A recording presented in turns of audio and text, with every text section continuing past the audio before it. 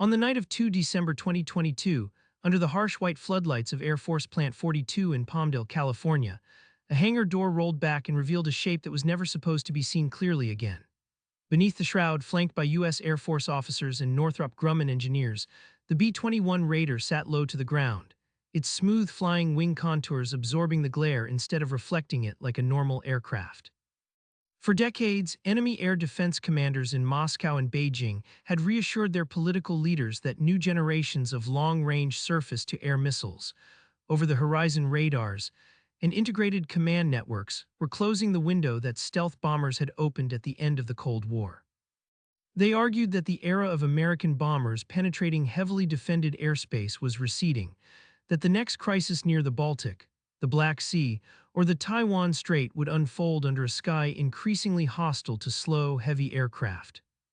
Yet as cameras flashed and the cloth slid away from the Raider's matte gray skin, Pentagon planners knew they were looking at something designed not to survive yesterday's defenses, but to walk through systems that Russia and China had not even finished building. The B-21 was the answer to a quiet but urgent question that had haunted the U.S. Air Force since the first B-2 sorties over Serbia and Iraq. What happens after the adversary spends 30 years studying your stealth, claims to have found its limits, and builds an entire anti-access architecture around that assumption? To understand why the Raider matters, it is necessary to rewind to the late Cold War, when the B-2 Spirit first turned the world's densest air defenses into a proof of concept for invisibility. The B-2's low observable flying wing, optimized against the radar frequencies and acquisition geometries of Soviet-designed systems, demonstrated over Kosovo and later over Iraq that a small fleet of bombers could launch from Missouri, cross the Atlantic, strike strategic targets inside missile-saturated airspace, and return home without a single combat loss. Those missions sent a psychological shock through every integrated air defense system that had been built on the assumption that radar coverage, redundancy, and missile density could eventually stop anything with wings. But in the years that followed, Russian and Chinese engineers pored over every public image, every patent, every radar return they could infer from intelligence, convinced that stealth was a finite problem, not a permanent advantage. They invested in lower-frequency early warning radars designed to see the general presence of a stealth aircraft even if they could not track it precisely, in multi-static sensor networks where several separated antennas cooperated, and in faster, longer-range surface-to-air missiles intended to exploit any fleeting track they could obtain. In their narrative, stealth had bought the United States a window of unilateral advantage, but that window was closing as the S-300, S-400, and follow-on families matured, and as anti-stealth research became a prestige field in their defense industries. Inside the Pentagon, however, analysts studying those same developments reached a different conclusion: that adversary anti-access and area denial complexes were becoming too dense, too mobile, and too long-range to be managed by fighters and standoff weapons alone. The bomber force that had once numbered hundreds of aircraft had shrunk to a small, overworked fleet of B-52s, B-1s, and B-2s, many of them designed before GPS, before modern networking, and before the Pacific became the pacing theater. In war games centered on a Chinese invasion of Taiwan or a fast-moving crisis in Eastern Europe, planners repeatedly discovered the same pattern. Forward bases took missile fire, tanker aircraft were pushed back, and shorter-range fighters struggled to reach critical nodes inside heavily defended airspace in time. Long-range standoff weapons like cruise missiles remained vital, but they were expensive, limited in inventory, and increasingly vulnerable to mobile dispersal of targets and hardened shelters designed to ride out remote strikes. The answer, as the Mitchell Institute and other defense analyses emphasized, was a new generation of penetrating bomber that could fly intercontinental distances, carry large payloads, and survive in airspace that peer adversaries believed they controlled. In that vision, stealth did not end with the B-2. It evolved, deepened, and integrated with electronic warfare and networking into a multi-domain attack system, of which the bomber was only the most visible edge. The path to that new bomber was anything but linear. In the early 2000s, a series of studies known as bomber roadmaps alternately called for next-generation platforms, and then deferred them as budgets tightened and counterinsurgency wars in Iraq and Afghanistan consumed attention. A next-generation bomber effort begun under one administration was canceled under another, leaving a gap between the aging B-52 and B-1 fleets and any future penetrating aircraft. Meanwhile, classified assessments highlighted how rapidly Chinese anti-ship and anti-air missiles were improving, how Russian long-range SAMs were proliferating to client states, and how U.S. forces were becoming over-reliant on short-range fighters and scarce stealth assets. When the Department of Defense finally launched what became the Long Range Strike Bomber program, it did so with a clear mandate. The aircraft had to be truly stealthy against future sensors, affordable enough to buy in meaningful numbers, and flexible enough to evolve over decades.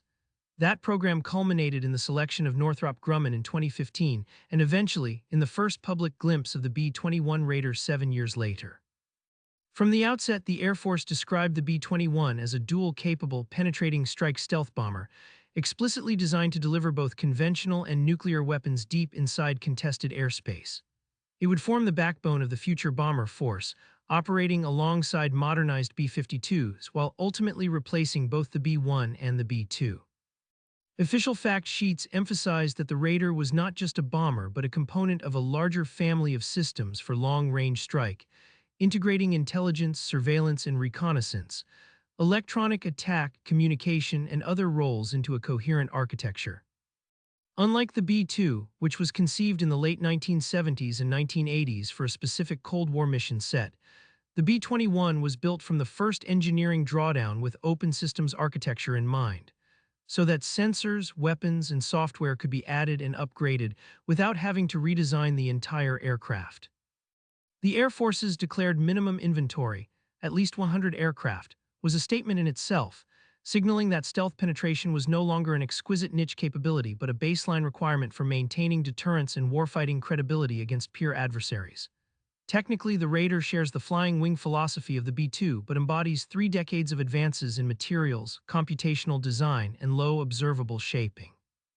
Public estimates from open sources suggest a wingspan on the order of 130 to 140 feet and a length of roughly 55 feet, significantly more compact than the B-2's enormous 172-foot span.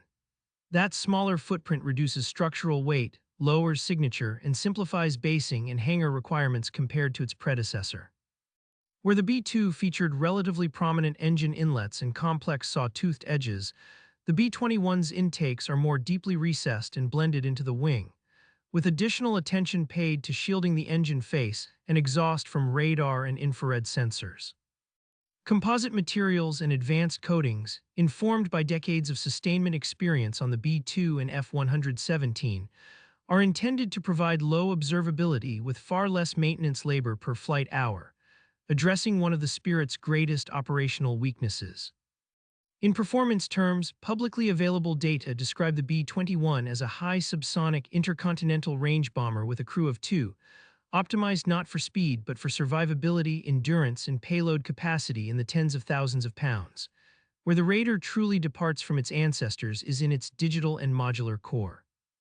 The B-21 is described by Northrop Grumman as the world's first 6th-generation aircraft to reach the skies, not because it can outturn fighters, but because its software, processors, and interfaces have been engineered to evolve continuously.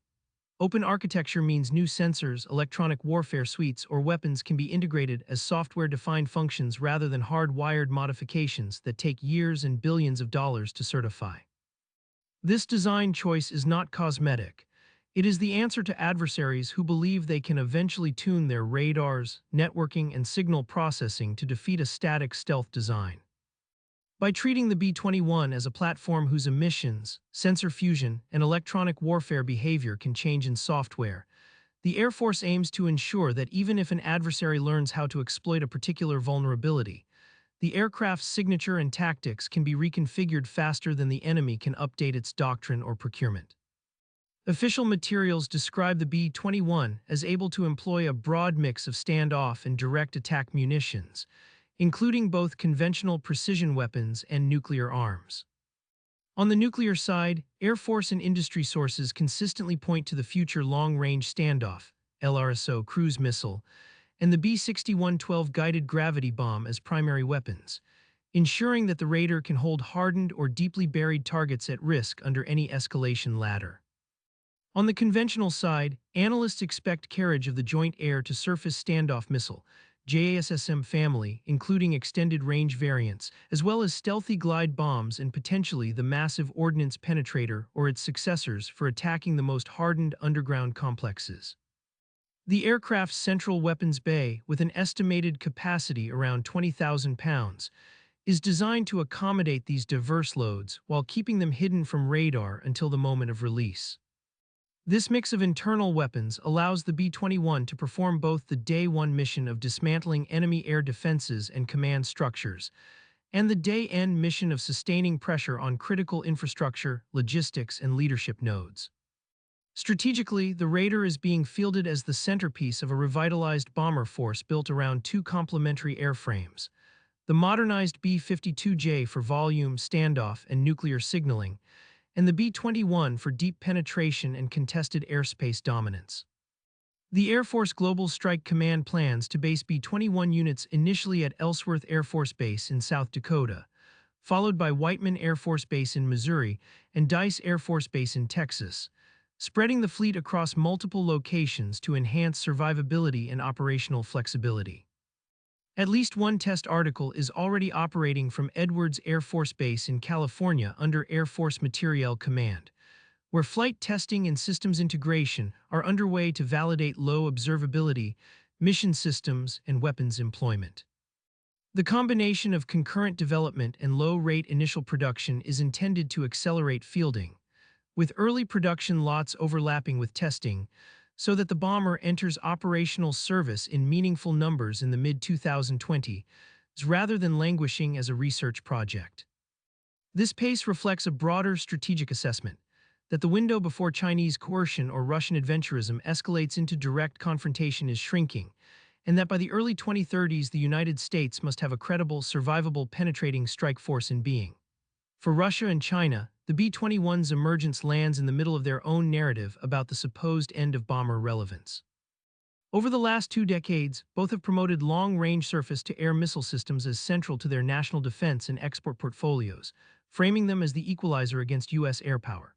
Chinese anti-access doctrine, as described in open U.S. assessments, rests on the idea of pushing American carriers, tankers, and large aircraft out beyond key island chains through a combination of anti-ship ballistic missiles, dense coastal SAM belts, and distributed sensor networks.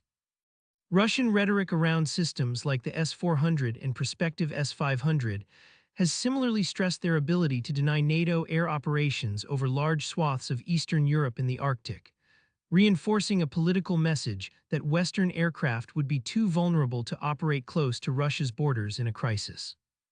Allied analysts, in turn, have debated whether these integrated air defense systems truly close the door on bomber operations, or whether properly designed stealth platforms, combined with electronic warfare and decoys, can still penetrate and dismantle them.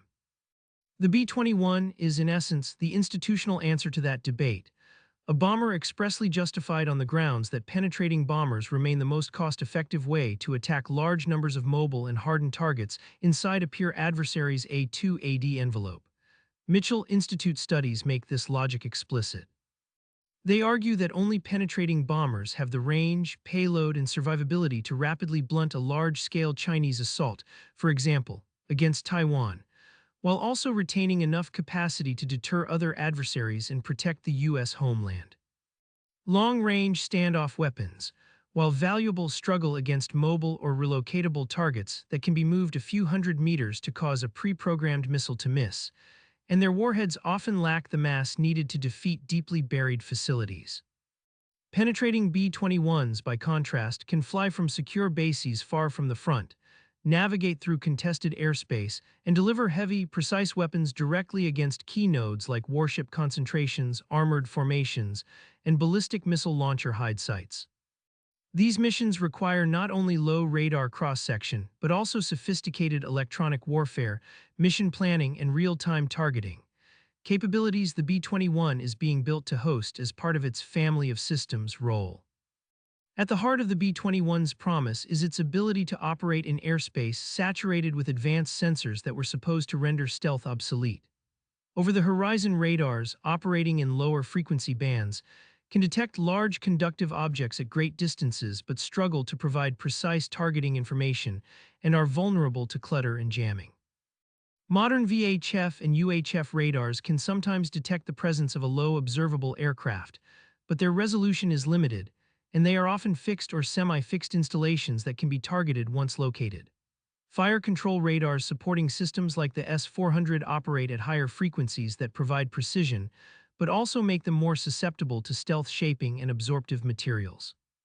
The B-21 is designed to exploit these physics, presenting a radar cross-section so low in critical bands that by the time a defender can construct a usable track, the bomber has already moved or released its weapons.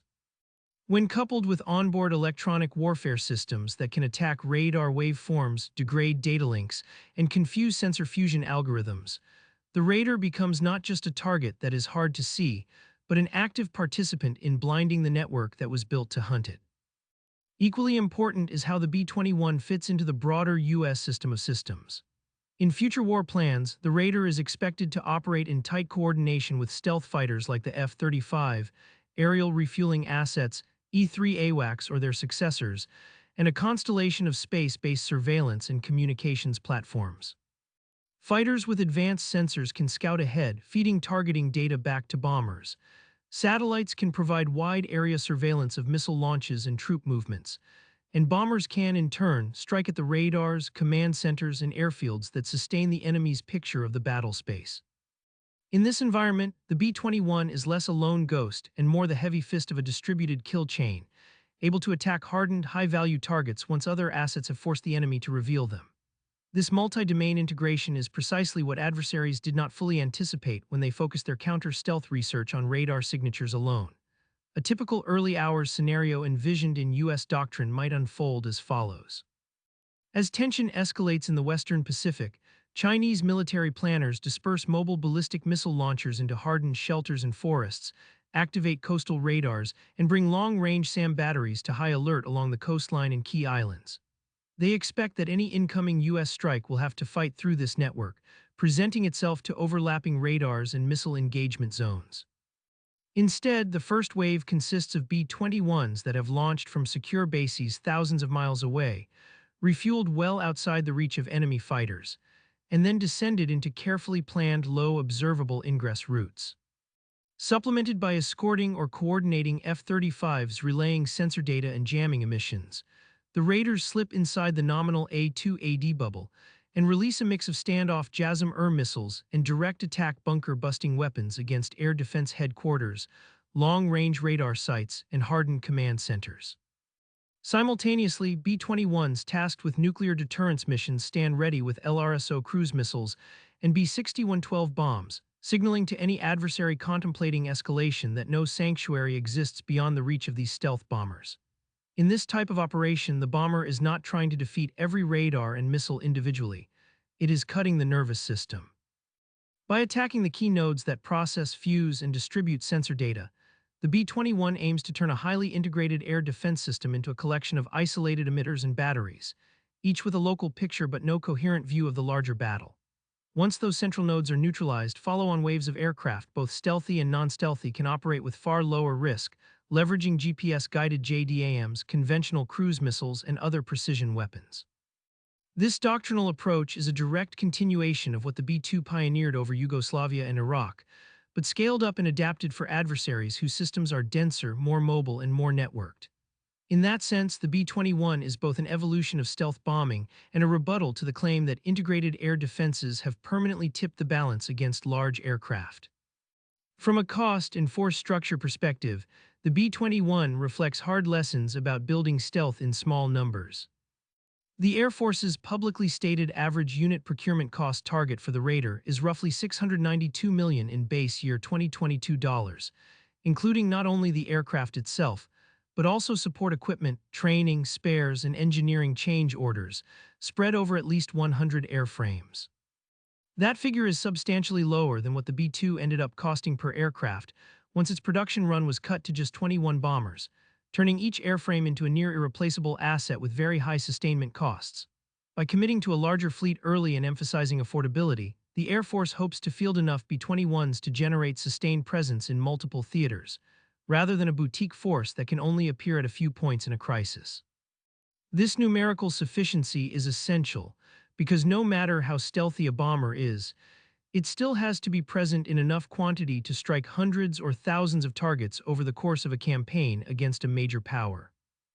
If you appreciate discovering how systems like the B-21 were engineered to penetrate defenses that were supposed to be impenetrable, and how declassified documents overturn decades of assumptions about who really controlled the sky, consider subscribing to Classified Warfare so you do not miss future deep dive investigations into the technologies and doctrines that shape the modern battlefield. The Raiders' role in nuclear deterrence is equally central. In the future triad, B-21s will share responsibility with ballistic missile submarines and intercontinental ballistic missiles for assuring adversaries that any attempt at a disarming first strike will fail. Unlike fixed silos, bombers are recallable. Unlike submarines, they can be visibly surged or withheld as a signaling tool in crises. The B-21's ability to carry LRSO missiles allows it to threaten heavily defended targets from standoff ranges, while its low observable profile and direct attack nuclear options ensure it can also penetrate to hit the hardest, most deeply buried command bunkers and weapon storage sites. For adversaries who once believed that dense SAM belts around critical cities, hardened underground complexes, and mobile command posts made them invulnerable to bomber-delivered nuclear weapons, the Raider reopens that vulnerability. Yet the most profound effect of the B-21 may be psychological rather than purely technical. Russian and Chinese military discourse over the past decade has often emphasized confidence in their ability to keep U.S. forces at a distance through long-range fires, cyber attacks against basing and logistics, and dense air defenses around key theaters. This narrative supports political messages about Western decline and about the futility of American attempts to intervene near their borders. When the United States fields an aircraft whose very mission is to bypass those outer rings of denial and strike at the core command and control systems inside, it undermines that narrative at its foundation. The knowledge that B-21s can launch from secure bases beyond the range of most conventional threats, approach undetected, and deliver either conventional or nuclear blows against high-value targets forces adversaries to contemplate the possibility that, in a crisis, they might never see the decisive attack coming. This deterrent effect depends critically on credibility, which is why flight testing and initial operational capability milestones for the B-21 program are watched closely by both allies and adversaries. The first flight of the Raider, achieved on November 10, 2023, marked the program's transition from renderings and hangar rollouts to real-world aerodynamics, systems performance, and low observable validation. As additional test aircraft enter the program and the Air Force moves toward low-rate production, each successful milestone signals that the United States is not merely promising a future capability but actually fielding it. For allies in Europe and the Pacific, the B-21 offers reassurance that American extended deterrence and warfighting commitments will be backed by forces able to survive in the most dangerous airspace. For adversaries, every new Raider that joins the inventory complicates their planning, stretches their air defense resources thinner, and adds uncertainty about which of their protected assets might already be under a stealth bomber's crosshairs long before a crisis becomes visible. Northrop Grumman frequently emphasizes the scale and depth of the industrial effort behind the B-21, pointing to a team of more than 8,000 personnel and hundreds of suppliers across dozens of states.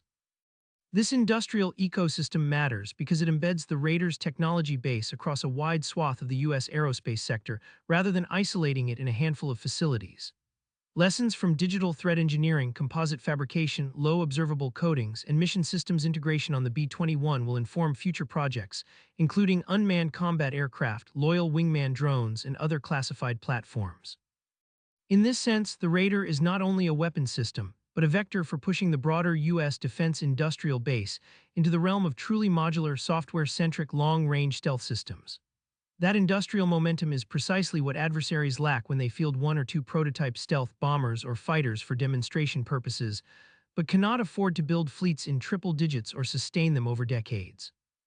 Critics of the B-21 argue that in an era of hypersonic weapons, cyber attacks, and artificial intelligence, investing in a manned bomber is a backward-looking choice. Yet the logic of the Raider's design directly addresses these emerging threats. Hypersonic weapons can be formidable strike tools, but they are expensive, limited in payload, and still require accurate, timely targeting data that can be denied or degraded.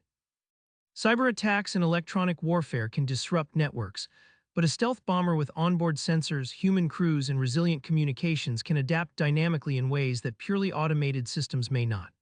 Artificial intelligence can accelerate decision-making, but it cannot replace the strategic flexibility that comes from being able to redirect bombers mid-mission, recall them, or retask them to exploit sudden opportunities. In other words, the B-21 is not a relic. It is a platform built to operate in an environment where hypersonics, cyber, and AI all exist, but where physical presence, payload, and survivability still determine who can actually change realities on the ground. The Raider also embodies a conceptual shift in how the United States thinks about stealth. Early stealth programs focused heavily on radar cross-section reduction at specific frequencies and aspects, treating low observability almost as a static commodity, a number of decibels that could be measured in anechoic chambers and then preserved through careful maintenance. The B-21, by contrast, treats stealth as part of a dynamic interplay among signature, tactics, electronic warfare, and mission planning. Its low baseline signature provides the foundation, but its ability to change emission profiles, adapt routes based on real-time intelligence, and cooperate with other stealth and non-stealth platforms makes it harder for an adversary to build a stable model of how to detect and engage it. This approach mirrors the evolution seen in cybersecurity, where static defenses have given way to active, adaptive measures. In the air domain, the B-21 is the embodiment of active, adaptive stealth. For all these reasons, the Raider sits at the intersection of history and future war. It is deeply rooted in the Cold War tradition of American aerospace innovation, the same lineage that produced the U-2, the SR-71, the A-12, and the B-2, all of which humiliated adversaries who believed their radars, missiles, or political systems had rendered them untouchable. At the same time, it addresses a 21st century problem: how to project power and uphold alliances when adversaries have spent decades building systems specifically to keep U.S. forces out. The B-21's answer is not to stay out, but to arrive unseen, strike decisively, and leave the adversary wondering how their models of the battlespace failed so completely. When enemy air defense officers study the Raider, they will see more than a new airframe. They will see the collapse of a comforting assumption. For years, they argued that stealth had limits, that radar physics, signal processing, and sheer missile density would eventually catch up to the ghost bombers that once slipped over Belgrade and Baghdad. They built careers and doctrines around the idea that integrated air defense systems had closed the door on American air power, that the next war would be fought on terms of their choosing. The B-21 exists to demonstrate that the door they believed they owned was never theirs to control. It is a reminder that in the enduring contest between offense and defense, adaptation, integration, and the willingness to reinvent the tools of war matter more than proclamations about supposedly decisive technologies. As the Raider moves from test flights to operational squadrons, its true impact will not be measured in airshows or glossy photos, but in the quiet recalculations of adversary planners who must now assume that somewhere beyond the edge of their radar coverage, a low, gray wing may already be inbound. That uncertainty is the real weapon. The knowledge that even in a sky filled with S-400 batteries over the horizon radars and hypersonic propaganda, there is still a bomber they cannot confidently see, track, or stop. Join us here at Classified Warfare as we continue to uncover how aircraft like the B-21 Raider, born from decades of classified engineering and hard-won combat lessons, keep America's enemies blind, paralyzed, and unsure whether their most protected targets are already sitting in someone else's bomb bay.